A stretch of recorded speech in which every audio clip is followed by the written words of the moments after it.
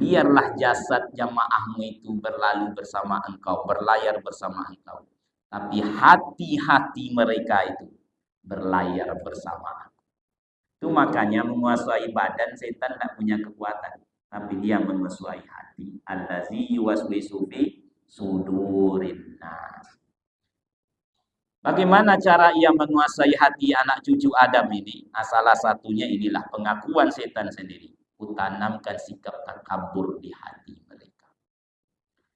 Lalu hatinya mereka akan kukuasai seperti bola yang berada di kaki anak kecil.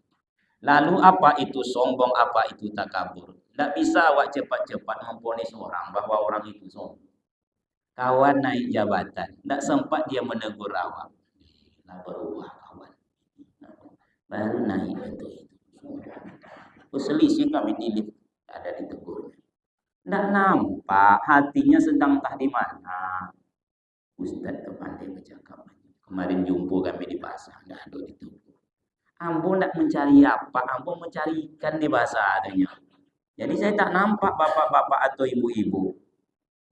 Apakah kawan membeli kendaraan lalu menukarnya dengan tipe yang lebih bagus disebut sombong? Nah, level awak kawan tu ledo. Awak kan mobil biasa, parkirnya itu supaya di depan terus biar nampak. Bismillahirrahmanirrahim. Assalamualaikum warahmatullahi wabarakatuh. Alhamdulillahi rabbil alamin. Allahumma salli ala Muhammadin. Subhanaka la ilma lana illa ma 'allamtana innaka antal alimul hakim. La haula wala quwata illa billahil aliyyil azim. Bapak dan Ibu jemaah salat asar yang kami muliakan, dan semoga seluruh kita yang berhadir saat ini dimuliakan oleh Allah Subhanahu wa taala. Judul kajian kita pada sore yang berbahagia ini adalah sifat-sifat yang mengotori hati. Apa saja sifat tersebut, inilah yang akan kita bicarakan satu persatu secara sederhana saja. Yang pertama adalah sikap takabur. Kabir artinya besar, takabur merasa diri paling besar. Sifat itulah yang menyebabkan iblis terusir dari dalam surga. Sehingga ulama sirah mengatakan sifat durhaka yang tertua di dunia adalah takabur ini. Itulah yang dibuat oleh iblis kepada Rabb-nya.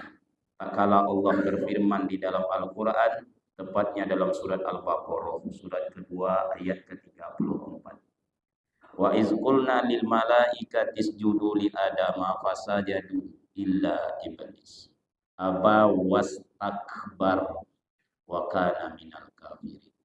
Dan ingatlah kata Allah tatkala Allah berfirman kepada para malaikat, wahai para malaikat, sujudlah kalian kepada Adam. Fasajadu, semuanya sujud. Bukan dalam arti menyembah Adam, menghormati Adam. Jadi syariat sebelum datangnya syariat Rasulullah ini, dulu boleh seseorang bersujud kepada orang lain. Seperti sujudnya para malaikat kepada Adam. Seperti sujudnya ayah, orang tua, ibu, orang tua daripada Yusuf alaihissalam kepada Yusuf. Dalam arti menghormati boleh. Fasajadu, semuanya sujud. Illa iblis, kecuali iblis. Aba wastakbar, dia sombong atau takabur. Kaum muslimin yang berbahagia, di dalam surat dan ayat ini yang disuruh sujud memang para malaikat. Tak ada di situ menyuruh iblis. Kenapa demikian? Ulama sirah an-nabawiyah atau tafsir menjelaskan kedudukan iblis saat itu sama dengan para malaikat. Ia memang dari golongan jin, tapi ia ditarik ke dalam surga karena prestasi ibadah dan keilmuannya yang luar biasa. Sehingga dijelaskan, apabila para malaikat ingin menaklukkan para jin yang durhaka, itu salah satunya ikut minta pendapat dari iblis ini, yang waktu itu namanya Azazil. Orang yang rajin beribadah, makhluk yang rajin beribadah kepada Allah. Tapi ada satu sifat yang tercela yang dimilikinya, yaitu apa? Takabur. Disuruh menghormati orang lain tak mau, disuruh sujud tak mau sujud. Illa iblis aba wastakbar wa kana minal kafirin, masuklah ia dalam barisan orang yang kafir. Sewaktu dia membangkang tak mau sujud, maka sejak itulah namanya berubah, bentuknya berubah, kedudukannya berubah, kemuliaannya berubah. Dulu tampan, sekarang makhluknya yang sangat menjadi makhluk yang sangat mulia. Dulu kedudukan mulia, sekarang menjadi terhina. Kenapa demikian? Punya satu sifat, bahkan namanya pun dirubah dari Azazil menjadi Ablas atau Iblis yang artinya membangkang. Kaum muslimin yang berbahagia, sombong saja, takabur saja di dalam surga diusir keluar. Apalagi kalau sombong di luar surga, tidak akan kita diundang ke dalam. La yadkhulul jannah, tidak akan masuk surga. Siapa mereka? Man kana fi qalbihi misqala zarratin min kibrin. Orang yang ada di dalam hatinya sifat sombong, takabur walaupun sebesar zarrah. Ya Ustaz.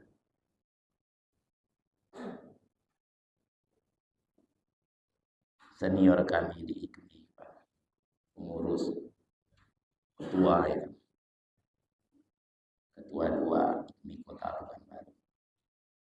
Mungkin ikut acara itu ada undangan. Saya tidak ada undangan. Kalau ada undangan saya tinggal gini Pak, tapi tidak ada undangan. Itulah kamu tuh awak kok tadi itu. Sampai di mana kajian awak tadi itu? Orang tuh biarlah orang tuh Pak awak gitu. Sampai mana tadi Ustaz? Kaum muslimin. Nah, tak akan diundang ke dalam. La yadkhulul jannah, mudah-mudahan saya dan tuan-tuan serta ibu-ibu terhindar dari perkara ini. Karena Rasul mengatakan tidak akan masuk surga. Taat awak tidak akan masuk surga. Hebat ilmu tidak akan masuk surga. Tinggi kemuliaan tidak akan masuk surga. Kurang apa Azazil itu? Ribuan tahun menjadi jin yang sangat taat kepada Allah. La yadkhulul jannah man kana fi qalbihi, di dalam hatinya misqala zarratin min kibrin, ada satu sifat takabur walaupun sebesar zarrah, sebesar debu. Untuk menengoknya harus pakai kaca mikroskop dulu, saking tersembunyinya. Tidak akan masuk surga. Jadi mudah-mudahan awak terhindar. Karena ini sifat tertua yang tercela, dan sifat inilah pertama kali yang akan ditanamkan di hati anak cucu Adam ini. Nampak dalam sebuah riwayat, lebih sahih atau tidaknya riwayat ini, paling tidak sebagai fadail, keutamaan. Di dalam sebuah riwayat dijelaskan, Allah berfirman kepada Nabi Nuh alaihi salam, wahai Nuh, buatlah perahu. Di mana dibuat? Di gurun pasir. Orang membuat perahu di tepi laut, di tepi sungai. Allah menyuruhnya dibuat di gurun pasir. Rasanya perintah itu kan tidak masuk akal. Tapi kalau Allah sudah berkehendak, tak payah. Dalam pandangan manusia saja tak masuk akal. Makanya orang mengaku itu mengatakan Nuh ini adalah orang gila. Dijadikannya kapal Nabi Nuh itu WC umum, toilet. Tempat buang hajat. Itu kan menunjukkan kerendahan dan penghinaan. Buang airnya di situ. Sampai suatu ketika datanglah orang buta, ikut buang hajat.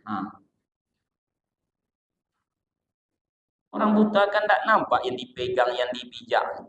Tergelincirnya Pak, termasuknya ke dalam WC umum. Mungkin kau palu duluan, mungkin. Awak terpegang sedikit saja luar biasa, ikut terbonom kepala ke dalam.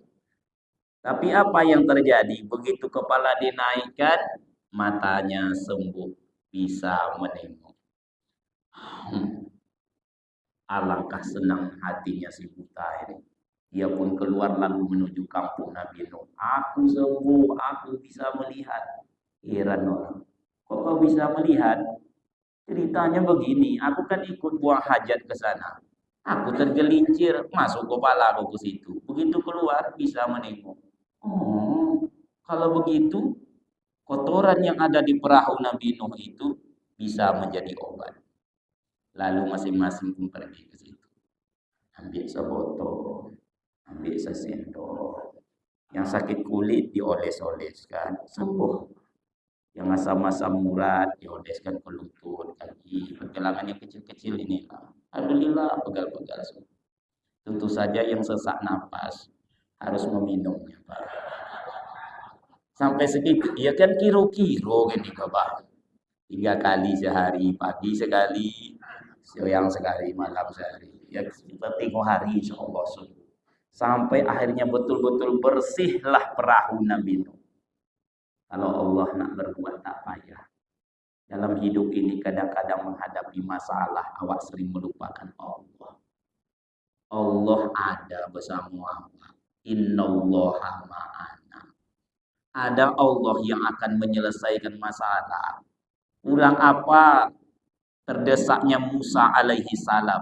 Di belakang itu beberapa meter pasukan elit Fir'aun. Fir'aun selalu mengejarnya secara khusus. Pakai pedang terhunus, tombak yang siap untuk dihancurkan. Di depan lautan samudera. Kemana nak minta tolong? Tidak bisa. Di situ datang pertolongan Allah. Kata Allah, wahai Musa, kau tak sendirian, ada aku. Kau jangan lupa. Caranya pukulkan saja kayumu itu ke laut. Laut membelah. Bukan kekuatan Musa, kekuatan Allah. Akhirnya Musa selamat, Fir'aun ditenggelamkan. Ada Allah. Kalau Allah mau, tengok. Yang pergi buang hajat, dia sendiri yang menjemput hajat itu. Bukan sekedar membersihkan, diminumnya, Pak. Hajatnya itu diminumnya.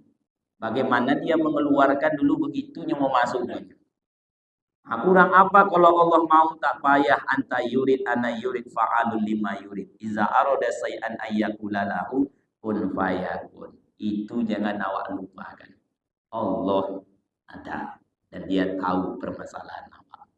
Kaum muslimin yang berbahagia. Nah, itulah yang ditanamkan iblis.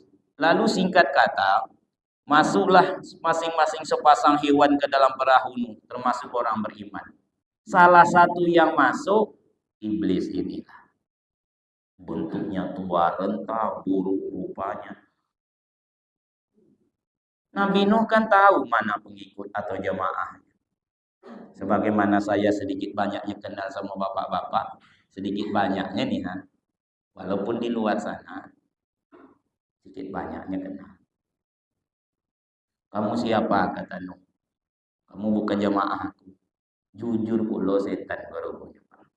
Amboko iblis. Kata setan bukan kata saya. Kata setan itu. Ini jangan dipotong nanti ya. Ini kadang-kadang orang kan suka memotong-motong sekarang. Amboko saya ni iblis. Kata iblis tersebut. Apa kerjamu kemari? Biarlah jasad jamaahmu itu berlalu bersama engkau, berlayar bersama engkau.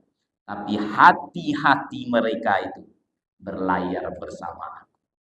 Itu makanya menguasai badan setan tak punya kekuatan. Tapi dia menguasai hati. Allazi yuwaswisu fi sudurin nas. Bagaimana cara ia menguasai hati anak cucu Adam ini? Salah satunya inilah pengakuan setan sendiri. Kutanamkan sikap takabur di hati mereka. Lalu hatinya mereka akan kukuasai seperti bola yang berada di kaki anak kecil. Lalu apa itu sombong, apa itu takabur? Tidak bisa awak cepat-cepat memvonis orang bahwa orang itu sombong. Kawan naik jabatan, tidak sempat dia menegur awak. Nah, berubah kawan. Baru naik itu. Selisih kami di ada ditegur. Tidak nampak hatinya sedang tak di mana. Ustaz tu pandai bercakap. Kemarin jumpa kami di pasar, tidak ada ditegur. Ambo tidak mencari apa, ambo mencari ikan di pasar adanya. Jadi saya tak nampak bapak-bapak atau ibu-ibu. Apakah kawan membeli kendaraan lalu menukarnya dengan TV yang lebih bagus disebut sombong? Tak level awak kawan tu ledo. Awak kan mobil biasa. Parkirnya aja supaya di depan terus biar nampak semua.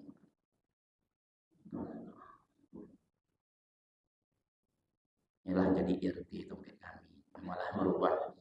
RT pun jadi sasaran sombong. Jadi kalau gitu banyaklah awak panan sombong merubahnya Pak. Pakai baju baru pun disebut sombong. Datang seorang lelaki kepada Rasul, hadis sahih riwayat Muslim, bertanya, sebenarnya sombong itu apa? Ya Rasul, kata orang ini, saya ini ya Rasul, kalau berpakaian itu suka yang indah, senang yang elok, yang bagus, yang mantap, pelana yang rapi, yang bagus, yang bersih. Kira-kira apa seperti itu sombong ya Rasulullah? Kata Rasul, innallaha jamil yuhibbul jamal. Allah itu maha indah, senang dengan keindahan. Jadi kalau bapak ibu punya baju yang bagus-bagus, pakai. Punya sandal bagus, pakai. Punya mobil bagus, pakai. Allah maha indah, senang dengan keindahan. Awak saja senang dengan keindahan. Allah senang dengan keindahan. Apalagi ke masjid. Kalau bisa walaupun tak bertukar pakaian, Pak, rapi-rapi kan seketek. Mana tahu kopiah baju awak tersangkut di belakang. Tengoklah dulu. Ha. Hmm? Hmm. Menghadap pimpinan aja awak periksa penampilan awak. Rasul itu kalau sholat menghadap Allah lebih indah dari bulan yang sedang purnama. Bapu kiro-kiro. Beliau pakai minyak wangi. Jadi sebelum sholat pakai minyak wangi kalau bisa. Kalau ada duit, kalau tidak ada apa-apa. Pakai minyak wangi. Contoh nyata. Agak sok segetel. Apa mereknya? Al-Haramain. Kota suci Mekah Madinah bau. Siapa yang mau nanti boleh saya tunjukkan tempat membelinya. Kalau yang ikut cokak pun mau apa? Kaum muslimin yang berbahagia, innallaha jamil yuhibbul jamal. Lalu apa itu sombong? Inilah hakikat sombong. Kalau ada ini pada diri saya dan tuan-tuan, berarti awak sudah mulai tumbuh bibit kesombongan. Apa itu?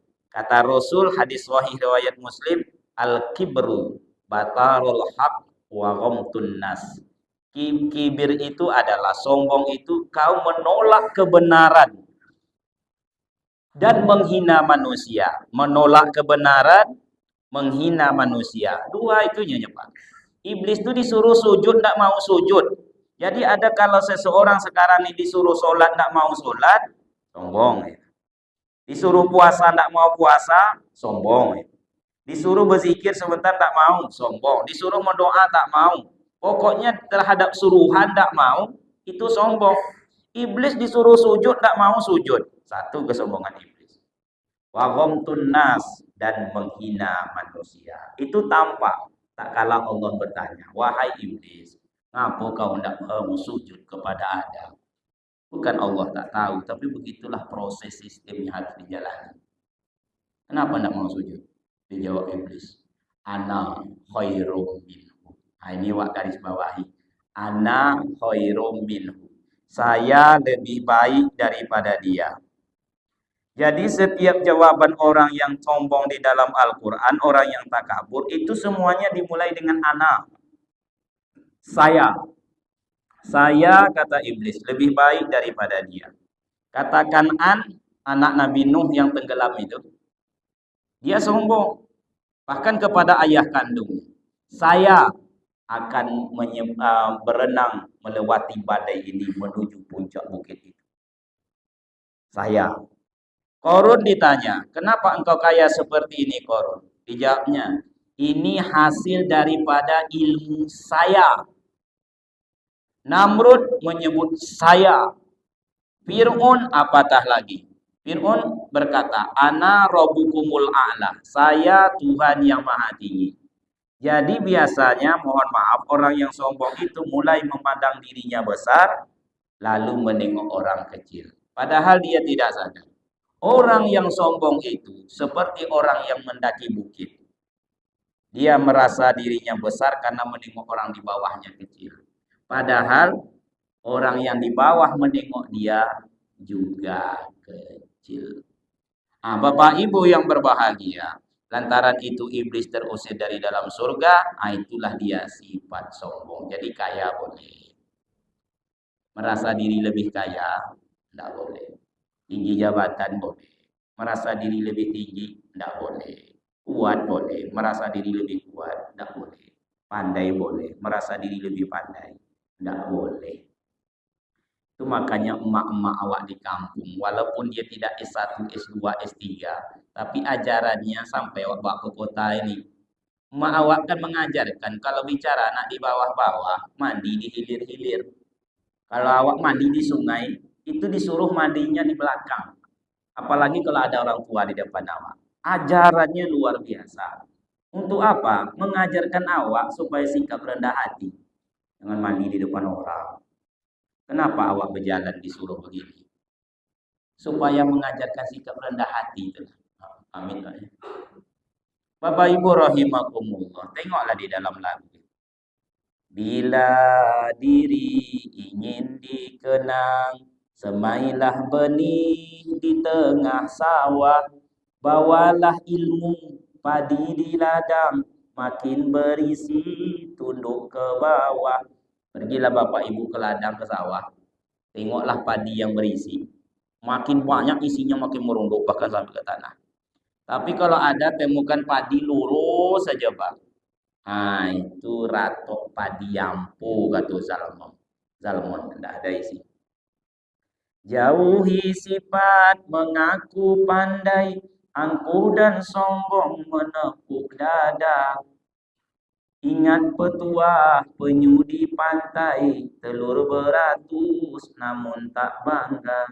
Bila diri ingin terpandang, jauhi kata tinggi melambung. Jauhi sifat ayam di kandang, bertelur satu, ribut sekampung. Ada orang punya kekayaan sedikit, tapi komplek tahu. Bininya cuma beli sendok, tapi semua komplek tahu. Alhamdulillah dari ke pasar bisa beli sendok. Anaknya membanggakannya, mama aku tadi beli sendok. Suaminya mengumumkannya di pos ronda, di kopi. Termasuk hari Jumat minta diumumkan sama pengurus bini yang mau beli sendok. Akhirnya tahu orang punya pabrik sendok tak masalah. Dia punya sendok cie bulunya banyak. Kenapa demikian? Sikap takabur tersebut. Bila ingin harum bak mawar jauhi sifat meninggi diri. Bisa ular tidak akan tawar walau menyuruh batang berduri. Kurang apa tingginya kedudukan Rasul Mustafa wal Mursalin, Imamul Muhtadin rahmatan lil alamin.